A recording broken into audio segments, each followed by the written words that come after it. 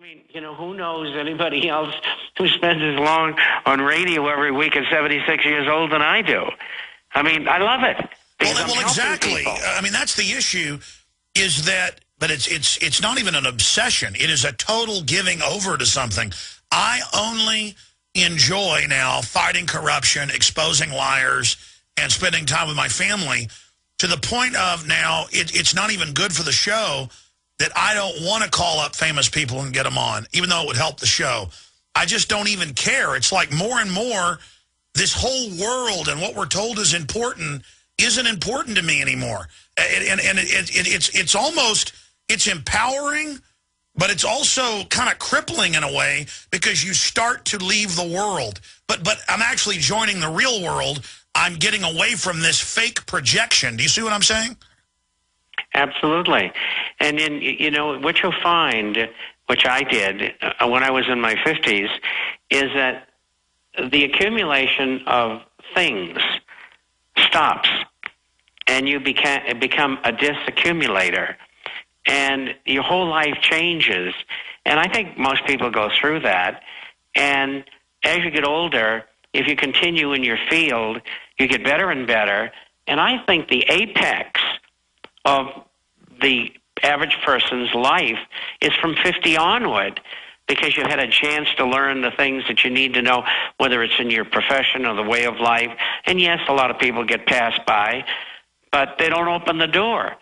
You've got to be on a quest to find out new things.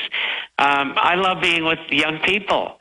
I've lived a long time with older people, and I prefer to be with young people because it keeps you young. You couldn't be more right. And again, I went into this short little piece, and we're going to Nick and Jack and James and a few others here in just a moment, Jeff and Freddie. It's just that I see people so captured by television, so captured by sitcoms, so captured by this fake culture, and they've never attained, most of them, real success, and so that's why they're feeling lacking. And I'm just trying to explain to them, success is going down to the Salvation Army and feeding homeless people on Christmas Eve. Success is painting an oil painting. Success is gardening and growing good carrots. Success is enjoying the beauty of the stars at night. Success is just loving life and being appreciative. And I just see so many people who are so empty. And Bob, I'm the opposite. I can tell you're, like me. I am almost exploding and burning with fulfillment and satisfaction. And then it's torture to see how other people are not. And it's a mind game. And I was already fulfilled to a great extent, but I was really fulfilled once I had a lot of success and met a lot of high-powered people and found out that it was nothing special, that I wasn't missing anything, that I had the Holy Grail all along. Do you see what I'm saying? And you didn't know it, but now you discovered it, and you're right. And, of course, living among famous people, which I did in many places, never mind Malibu, you very quickly find out that they're not much different than you are. It's just that they've reached the apex in their field, and a rock star or whatever, or a great attorney, or so on and so forth. And so you have to take what you can get from life, and then what you learn, transfer to younger people so that they can know what to expect. Yeah, I think that's the essential. Sorry, go ahead. That's right now. No, what were you saying, Bob? Because I missed it. I said gold just crossed over. It's up over $50. Wow. Yeah, as you predicted. Let's go to Nick, who's been holding on KOMY 1340 AM, and then we're going to go to Jack in Florida, listening on 810 AM, WEUS in Orlando, the Big Ten. Go ahead and make your point, Nick, and thank you for holding. Afternoon. I was waiting long enough to see the sun clear. I'm about 6 miles off the Pacific, close to Salinas, where they have the rodeo, and you'd be happy to know a Texan took the bull riding last July. Wait, so you're out in the ocean listening right now? 6 miles off. Wow, well, thank you for holding, sir. Go ahead. Okay, I got some weather modification thoughts to give you, but first of all, I heard the thought of power of controlling lies. counterfeiting lies. And I have to, you got Bob there. A lot of the gold is being bought up by Wall Street, so that makes and that'll raise the price. I had some thoughts I wanted to give you about weather modification. It went like Texas wildfires ignite Category 5 over Alabama. You know, that can be proved. That was a time when you're saying that the Russians can kill with weather modification. Well, I was reading out of even the Wall Street Journal and New York Times admitting that earthquakes can be man-made. They can be triggered. And that's been known for decades, but the general public just isn't aware of it. Gulf oil spill suppresses a hurricane. You know, there was a hurricane back then, and it fizzled out before it got anywhere. And that technology was known back in the 60s. Just coat the ocean with oil. Well, all I want to say is I wish I was with you out there off the coast of Santa Cruz, because I've been there, and it is ultra beautiful, and I am envious of you to no length. I mean, it's just, they talk about that as the beauty of Santa Cruz and that blue water. God bless you. I appreciate your call. Very interesting points there. Let's talk to Jack, listening on 810 AM in Orlando. Go ahead, you're on the air. Thanks for holding. Yeah, hello, Alex. Thanks for what you do. Thank you. What's on your mind? I got two issues. One, I believe it would help the Ron Paul's campaign. Last time we had the election for president, when Ron Paul ran then, you had Lou Dobbs. He was on his program promoting everybody go register independent. And that blowed Ron Paul out of the election in the primary. Hopefully you can get back in touch with him and talk to him and maybe get him not to do that again, because that really hurt Ron Paul. He's running Republican, so in the primary in a lot of states, you have to be registered as a Republican just to be able to vote for him. You know, it seems I remember that, and we can get Lou on. In fact, I was just telling Jaron I want to get Lou Dobbs back on, but I don't want to really criticize him on air, but I can ask him about that. The main reason I want to get him on is get his view on the economy and Obama trying to legalize the illegals by fiat. I mean, folks, the country's going bankrupt. We're going to take 10 million, 20 million more, and then even let the felons stay here. But we'll get Lou Dobbs on about that. But you're absolutely right. People need to register as Republicans, especially that 50% of the public that never votes. Go register and vote for Ron Paul. You can still vote a split ticket once you get into the general election and vote for whoever you want. It's just now you need to register as Republicans. That's a very important point. Anything else you'd like to add about Ron Paul? Well, at least get Lou Dobbs not to promote everybody go out and register as an independent, to just make a statement. That's what he was doing, just to make a statement showing that you're not a Democrat or Republican.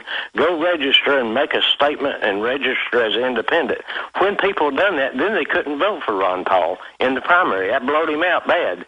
No, anyway, I think that probably didn't help, but I think Dobbs' view was then Paul was not trending as well as he is now, and so Dobbs just saying they're all bad, boycott it, basically, and you know, get out of this two-party system. So I could see his idea there, but certainly not this time. Ron Paul is a top-tier candidate. If Ron Paul don't win the Republican primary, he'll go independent, and everybody will vote for him then. Anyhow, the other issue I was wanting to bring up real quick. You got a representative, a Republican representative down there in Texas. His name is Lamar Smith. He is the chairman of the House Judiciary Committee. Back about a year ago, I think it was July last year, 2010, he was interviewed by Lou Dobbs and actually was hinted around about actually filing impeachment papers on Obama because of his stance on immigration when he sued Arizona. Yeah, no, Lamar Smith is my congressman since I moved out of Austin. I live outside Austin, so his district comes right up to Austin. And he does some good things. He's kind of a neocon, but absolutely, why haven't we impeached Obama? I mean, the super Congress deal, the Libya war without congressional approval, ATF, Fast and Furious, garbage. Bob, there's a bunch of other stuff. The banker bailout, part 2. I mean, Obama, the health care bill. Well, I guess Congress passed that. They're not going to impeach him for that. Shouldn't Obama be impeached, Bob? Well, I think there's many things that you've mentioned, but this last one, the Obama Enabling Act, as I call it, crafted after the 1933 National Socialist Adolph Hitler Act.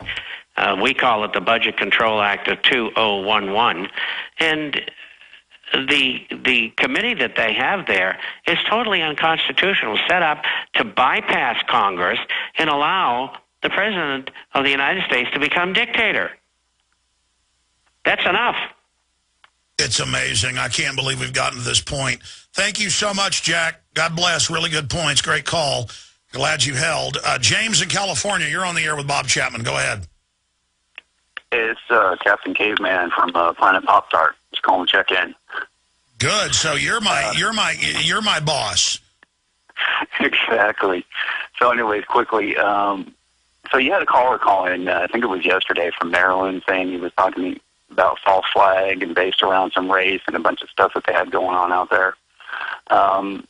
So it's been alleged on various websites. Obviously, I don't think I could prove it, or I'm not sure who could. But at the same time as the Virginia earthquake, Colorado had their earthquake. No, that's true. No, that's true. The 5.9 over Virginia. And it's been alleged that apparently those two events, one was right there by Denver, both were about 2.5 miles underneath the surface. And it's been alleged that those the tunnels that go from Denver all the way to Virginia, that these were nukes that were captured and set off underground, and whether or not they were going to be brought above ground to be moved or to be set off, I don't know. I can't prove it. But I was wondering. Well, look, we know there's underground bases under Colorado and under D.C., and they reportedly do connect. But if they detonated a big nuke, you'd have more than an earthquake. You'd have radioactive isotopes spilling out, and it would have been identified by a university. So if you see that, know what you're looking for. But scientists did say in the Washington Post it was a very rare earthquake, maybe a 100-year, maybe a 200-year event, and then it wasn't where two plates come together. And so if you start seeing more of this, look, governments have these systems. They have it where you can do a oil rig drilling operation inside a warehouse where people can't even see it.